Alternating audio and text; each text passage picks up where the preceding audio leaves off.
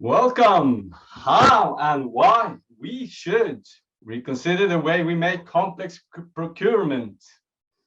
I hope you enjoyed that intro. Welcome. I am Jen Golub, a consultant with Stretch InProcure. Today we will focus on how we can improve complex procurement. With us today we have Mirko Kleiner from Flowdays, the founder of Lean Agile Procurement. Welcome. And thank you for participating. So make no mistake, this is rock and roll, fun instead of pain.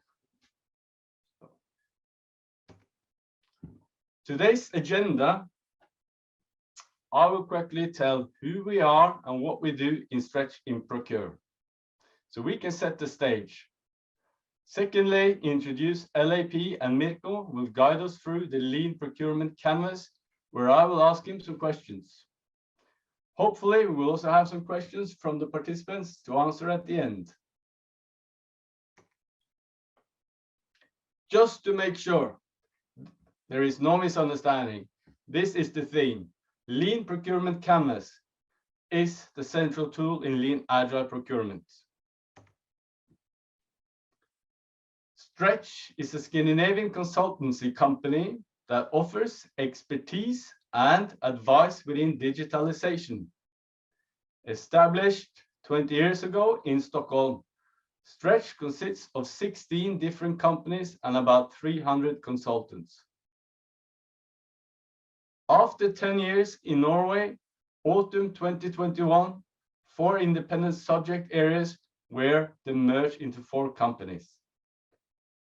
Within the purchasing area, Stretch InProcure and Stretch Procurement Sweden are about 35 consultants. Stretch InProcure increases customers' competitiveness through cost control, efficient procurement, and digitalization. Where purchasing and digitalization meet, Stretch InProcure is your preferred partner. Our goal is to make you the expert. Lean Agile Procurement is a new mindset that enables sourcing organizations to rapidly generate successful purchasing outcomes. LAP achieves that through a comprehensive, accelerated, and highly collaborative methodology. Project timescales of days instead of months have been repeated with both public and private enterprises. It is a new mindset. When correctly applied, LAP results in time to value more than 400% faster and 80% savings and radical risk reduction and considerable improvements in client satisfaction, while constantly focusing on the most valuable things first.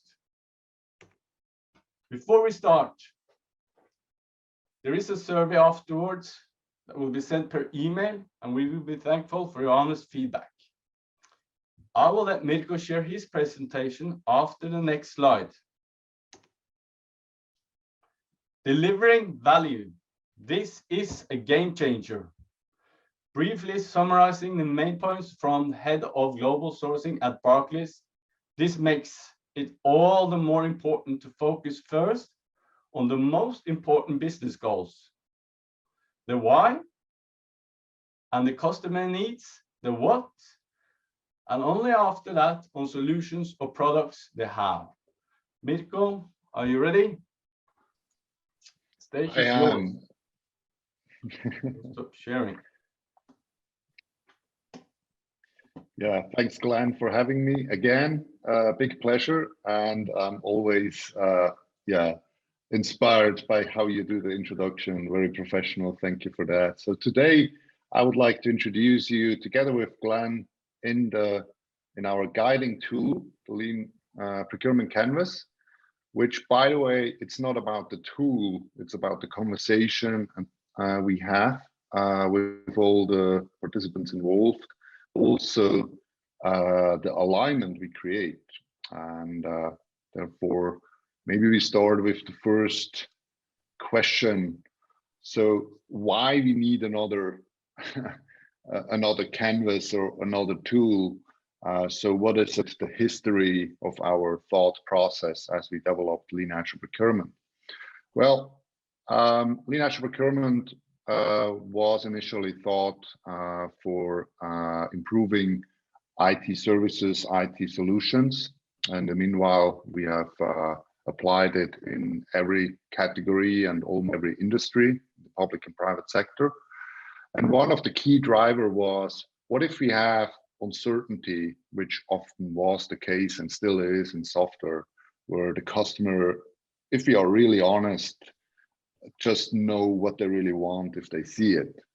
So if we look at how we worked traditionally in sourcing, we tried to fix the scope. We came up with a bunch of deliverables and such. This doesn't work out anymore if there is uncertainty, if the market demands are changing as we go throughout the sourcing and even throughout delivery. So we thought about how can we improve that? How can we change that? How can we give the people in procurement, but also in the business, even the lawyers, a new kind of tool? And we got inspired by people in business development. They also used to write 100 pages business cases in the past. But in our days, they work with business model canvas, right? What you can see on the right. And so what's the difference? So the difference is this is a cross-functional collaboration. So the business case today is not created just by business development people. They put together everybody that has a stake on it at the same table. And the second is this becomes a living document. So it's not a one-time shot and this is it. That's why we Agile guys often work with stickies, so you can remove and replace them. So that was very inspiring now 6 years back as we thought about how to improve procurement. And we said, well, that's the business model canvas is a great way to start. So think about the next time you are about to start a strategic sourcing case. Is there a business case in place? If not, maybe that's the starting point. So we said we need to have a business case, or the business model canvas is not enough. So we started with it, but there is a section called key partners, and how to find such a key partner, how to select such a key partner is kind of was unsolved. And this is exactly the purpose of Procurement Canvas. So let me explain you the canvas on a very high level, and then we go into an example right afterwards. So we have on the right-hand side, it's the customer or the buyer side, while on the left-hand side, the green, it's the partner, as we prefer to say, old days, we would say it's the supplier. And we share the why. That's our starting point. Why do you want to have this new service, this new product, this new whatever it is? So we start with the vision, with business objectives and such. And those are informations we hopefully can also already overtake from a business case. Can I ask you a question, Nick? Then, absolutely, yeah. I think it's important to stress the order or how to fill in the canvas, and why the why first, for example. Just be really specific. It in practice is not always that obvious. Exactly, very good point. So if you just imagine if you're a startup, and I know it's very hard to compare sourcing with startup, but basically what we do in procurement is we are investing, right? So it's kind of a different point of view. So we need a direction. In what direction are we heading? And so what we do first is we bring together the key stakeholders, the sponsor, and we want to know firsthand what's the vision for this. Let's say we are looking for a new HR system. What's the vision for that? What are ultimate business objectives? On what should we focus first? So what we want to do is we want to create focus also for the sourcing, because if we don't have this focus, so this direction and focus in the direction, so what's the next goal? It could be anything, which is quite expensive in sourcing. We need to invest a lot to get everything and nothing. And it's maybe also not serving the expected outcomes. So that's why we started with why. And second is then talking about the what. So if we now go through the order, so who is the end user? If we keep saying with the HR example, who will use that? It's line managers, it's the employees, it's potential employees, candidates, and so forth. So we need to get an idea who those users are. So very customer-centric approach. And we ask then ourselves, what are the needs of those specific user groups? And last but not least, we then, just after that, we start to think about what are potential solutions, services, potential partners and companies that could serve us on this journey to those goals and needs. So I talked a lot about we, who is we? So that's the who, that's the foundation. It's people, so we form a cross-functional team on the buyer side, led by the business. So if we keep staying with the HR example, it might be some responsible person in HR that in the driver's seat, while procurement becomes part of such a cross-functional team, maybe IT, maybe a lawyer if needed, user representatives, and we do this whole journey, even starting with why, let's kick off with the stakeholders together as a team, and later on, so the team does the selection. So this is not just a cross-functional sourcing team. This is a cross-functional delivery team that also does the sourcing. Okay, so after the selection, we might extend the team or find a collaboration model with the partner on the left. So we are also talking about which are the people. Yeah. Why is that important? Oops, that was a bit fast. We still have the business and the business fit, right? So can we afford it? Is this the right quality for that? Is this the right value for money and so forth? But we are also, especially in this, if we are doing on a strategic level, if we expecting a lot of surprises and uncertainty, it turned out that the social and culture fit, are those the right people to collaborate with, becomes an as important success criteria. So we put our emphasis, our focus on that as well. One more question, Mirko. So it's all about really about alignment, not just internally to make sure you get the right thing, but it's also ensuring you have the alignment with the partner as well, the right partner. And is exactly one sheet enough for that? No, definitely not. No. Definitely not.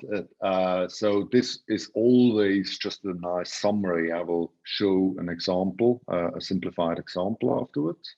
So this we end up with tons of attachments.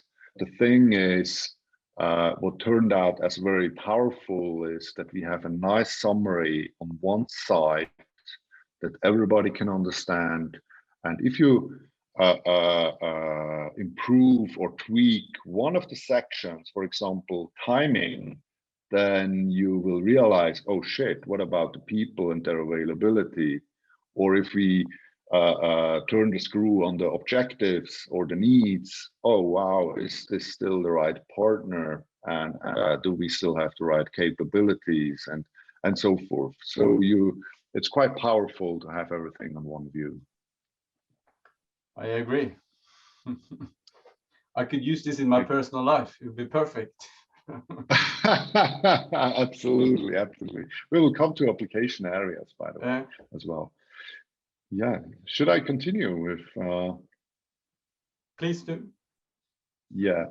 So just for if there are people in the audience that are aware of contracts, so the legal side and what an Agile contract is, the Lean Procurement Canvas, at least in Switzerland, by Swiss law, it's the most lean Agile contract, just one page, beside a verbal agreement. Wow. Why is this important? So it turned out, it was not by purpose. It turned out from experience that we are covering all the aspects that you need to translate into a legal formal document. So this collaborative approach helps you not just to find the right solution and partner, it also helps you to co-create all the contents for your agreement. So that's quite powerful as well. Yeah, are you ready for a short example? Yes, please enlighten me, teach me.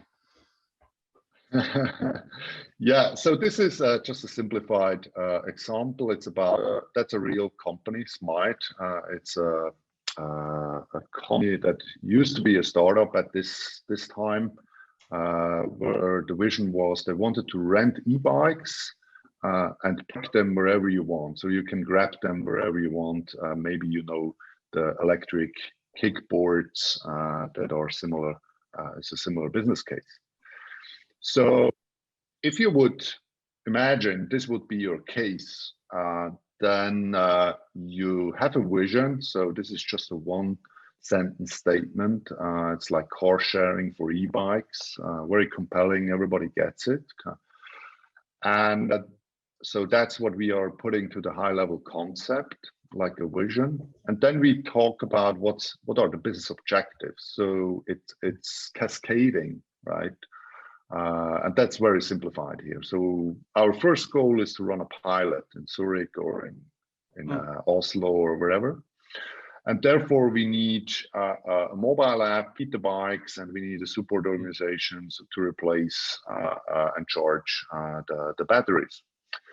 So what you can see here is, first of all, the goals are giving us focus on a very high level. It also gives us an idea where to spend the money. So this is like a prioritization in terms of value we want to invest. So just maximum 10% on the app. And this is very roughly, right? It's a first guess. Where do you want to spend your the money the most? But this gives already an idea for team. At the beginning, it was maybe just some key people, and they had already an idea about the timing that they want to have this ready for spring, to get some early feedback. Yeah, I noticed that it's very short, defined, and it is. Yeah, you will find out that you know, in complex and strategic sourcing cases where you have less knowledge about the business objectives, about what are those really true needs, we usually start to talk more about hypotheses.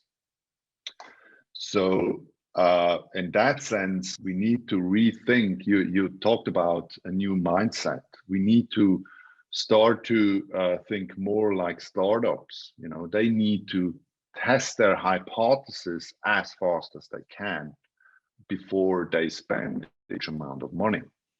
And we try to apply similar principles to sourcing. So to continue with this example here, it turned out that sourcing the bikes was a no-brainer. Setting up a sub-organization was also clear, but they had a lot of uncertainty. They were not used to building mobile apps, so they needed a partner for that. So the whole focus now was of the sourcing was who is the right partner, what's the right technology, and so forth. This case. So they, based on that, they extended the team on the buyer side, so at Smite, with the right capabilities. They said, okay, let's get on a very high level, what are the ultimate needs? So we need to find the bikes, they are everywhere. We need to have a checkout so that it can't be stolen, and we want to earn money from day one. So there needs to be a kind of payment. And we already have ideas for future releases. So you see how the colors connect. So in this first time box, we didn't know if that's achievable, but that would be our wish at this stage. In external existing alternatives, we also had a conversation about what can we do instead of finding some people that extend our team to co-create such an app. Said, well, we can hire people.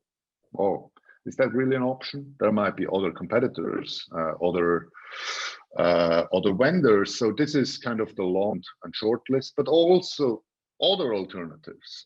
Often the people are not asking powerful questions like, what if we don't do it? You know, if there is a software already in place, and maybe it's 10% not good, but 90% it's okay, then this we can spare the efforts. So this then leads to, hey, what are some requirements in terms of capabilities and services? And we also need to talk about not just the direction, but also the frame conditions, like the ground rules on the road in this direction, right? So we talk about what are our values, what is our preferred collaboration model, what's the contract, you know, the contract framework. So we just refer from the canvas to those documents. We also have a conversation about, hey, this is strategic. So maybe hiring is not an option in the first place, but it's a strategic objective to insource these capabilities, and we make that transparent. We have a think about what's the budget cap. We have, you know, there is usually a given technology interfaces, architecture, but also the user and customer journey. So we prepare that as a team. Yeah, and then comes down, this is very simplified again, so there is much more, but just that you get a feeling about it. So, and obviously there is also the stuff that procurement is taking care of as well, like a cost structure and SLAs and such, and we refer to that as well from the canvas. So that then leads to a collaboration model, a commercial model, the legal foundation, and all this information we need to come to a long short list, and even sometimes in some of the cases like this, even more concrete, and say, hey, we do have all the capabilities, we want to have a joint team with you, we are missing those kind of capabilities. And this is then the foundation to go into a direct dialogue with the shortlisted vendors. So we usually have, then we call it the big room workshop, where we put all this information, maybe not the budget, we are not yet there. We put all the information that is not confidential, but is relevant, transparent, with the help of the canvas and improve it together with each of the vendors. So this is, you can't, yeah, go ahead. Sorry. Before moving on. I mean, it gives me the impression that it's quite a lot of detailed information to fill in. And I guess this is not only one person who is in charge, so to fill it in by himself. But how long would you say to take to make this case? Yeah, so such a case here, you could come up with a draft of the canvas within an hour. Exactly. If you have all the relevant people in the same room. Mm. So we have had cases where, for example, there was a preferred supplier, an existing partner with all the legal stuff already in place. We realigned the partnership within 1 hour. Wow, that's effective. The requirement was that we have not just the relevant people from delivery from both parties in the same room, but also decision takers and people that have something on a strategic level to say. Yeah. So again, it's just a summary. 1 page is not enough by purpose, by the way. It keeps us on a certain level of detail. We also, myself, I used to be an engineer, so we have the tendency to go too much in details and we lose kind of the overview. So there is a lot of agile practices out there, like a user journey, how to build an agile roadmap and whatever is needed if you need to go to that level of detail. So then we just refer from the right section to that detailed information, which then again will be shared with the vendors that we invite, and we review, improve it, co-create it, so that we have the perfect fit. Yeah, so that was a very simplified example. So sometimes this whole process of bringing all this bunch of documents takes 2-3 weeks. And then we invite the vendors and we review and improve it all together. But as I mentioned, depending on the complexity and the given constraints, it could be also just some hours. Hmm. What I learned, this one, yeah. So what I learned very late, actually, that canvases and also our canvas turned out to be a great risk mitigation tool. And what I learned as a non-procurement professional originally, that in procurement it's all about risk and value for money.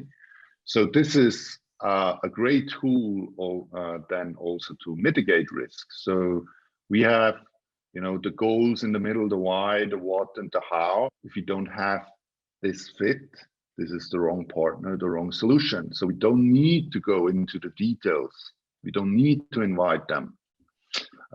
So it's also more lean than for the vendors. They don't get bothered with our request.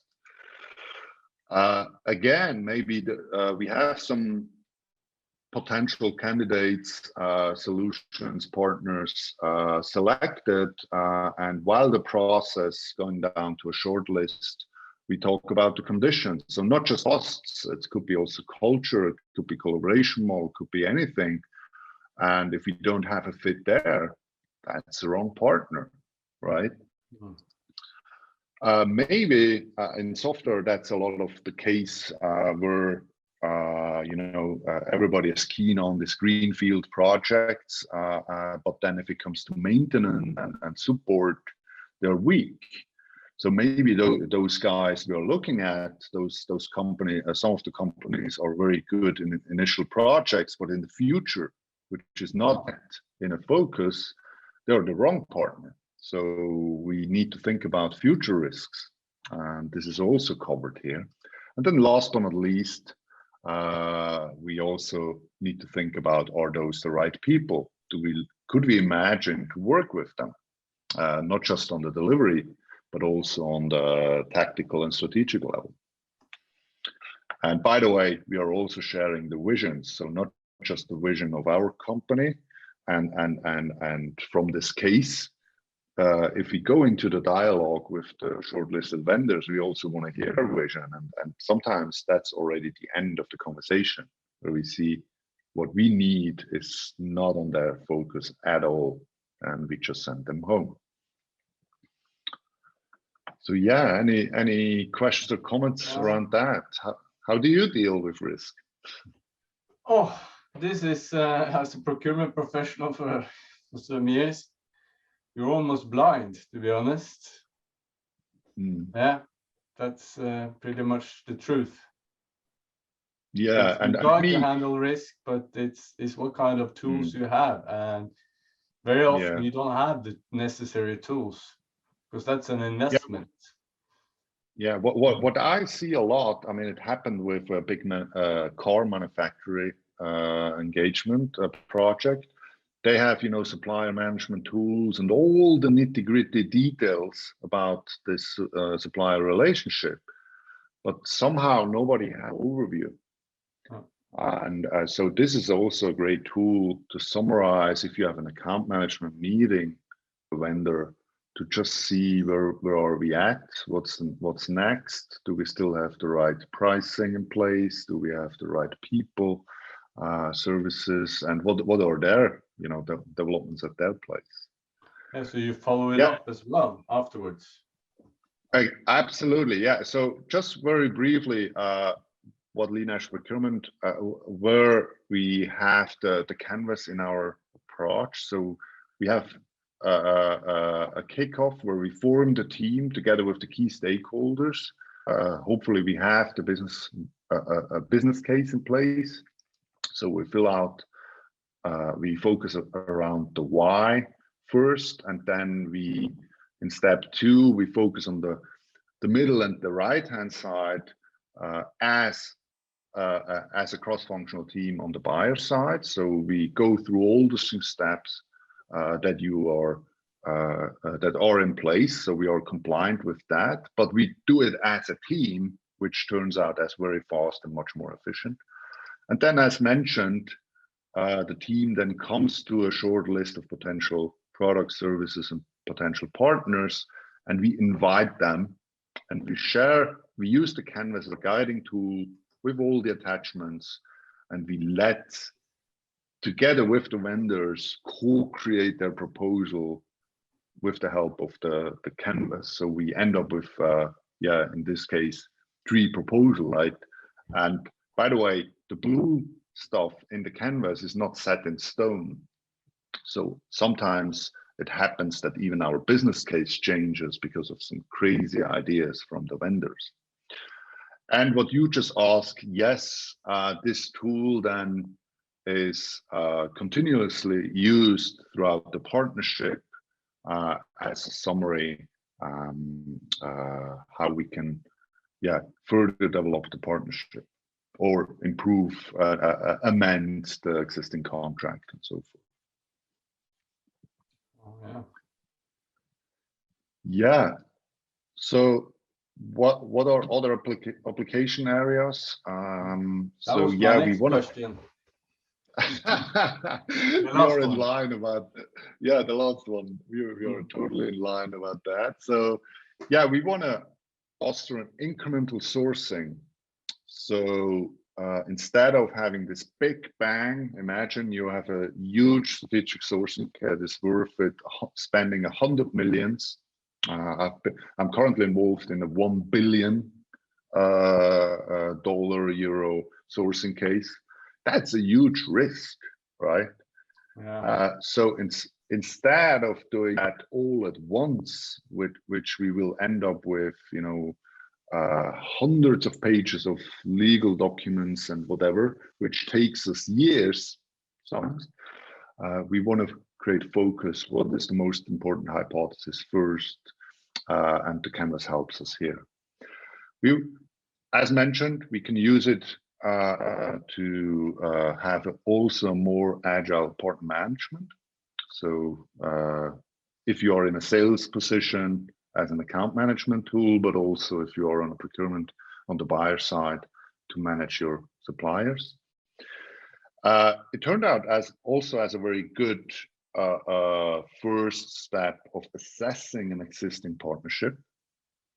So with it, it's very lean. You can bring together, your existing partner and people involved in this partnership, and within an hour you have an overview about the wealth of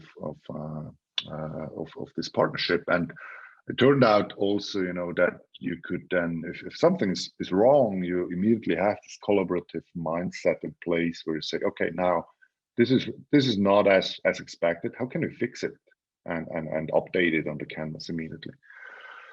We started to use it also as a sales tool. So you could imagine that people are asking you about your services. So that's the how, that's the left side of the canvas. And then you ask for the people to join you in a validation workshop where key stakeholders are there, people you might work together throughout delivery. And you start the conversation about the why, the expected outcomes, the needs, and the approach, and you just co-create it first version very, very fast. Yeah, and if you need to set up any kind of team, it gives you some guidance. So sometimes it's even harder to set up a cross-functional team in a big corporate. So we also use it there. But definitely, if it comes to cash out, you need to talk about what's the expected outcomes, what are some frame conditions, governances to follow, and so on. And it just reminds you all of those important aspects.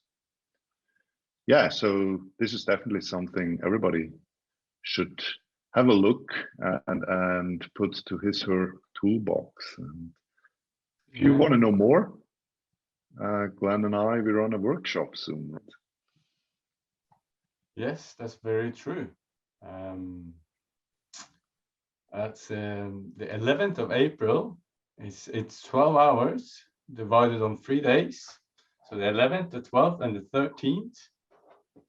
So please go to the Lean Agile Procurement website, and you can find more details about the course. It's a workshop, and you will be a certified Lean Agile practitioner. So this is something everybody in procurement should use, if you ask me.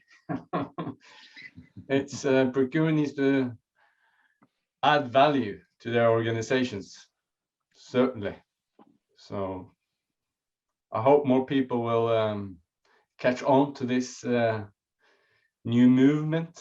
It's been a success globally. Now it's Norway's turn to take it in and try it out. So yeah, definitely. And what I personally, what I'm observing is that procurement is under quite a huge stress currently. So not just because of COVID and broken supply chains, but if you think about all the commodity stuff is currently digitalized and automized. So what will be left is the complex stuff, the things where we have a lot of uncertainty. And this is just most probably the first, but not the last new tool, new approach, how to deal with uncertainty. But it's definitely worth it to have a look at it and to play around with it, because there will be more in the future. There will be more opportunities, job opportunities, but also more need for such kind of complex sourcing cases and how to deal with it. Yeah, I'm looking forward to get cracking, as they say. And I will even try it in my private life, and I'll let you know how it goes. Perfect. Thank you, Mirko. And hopefully we speak soon. So, and thank you. We definitely will. So bye-bye. Maybe. Or You're not ready yet?